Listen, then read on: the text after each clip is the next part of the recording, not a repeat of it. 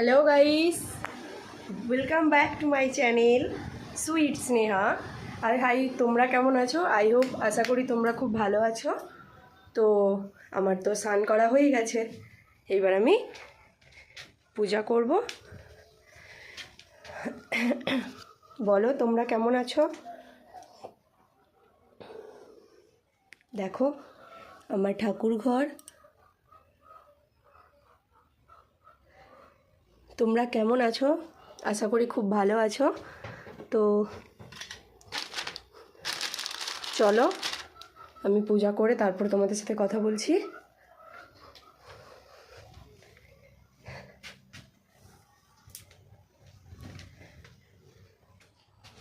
কে কোথা থেকে বলছো অবশ্যই জানাবে আমাকে।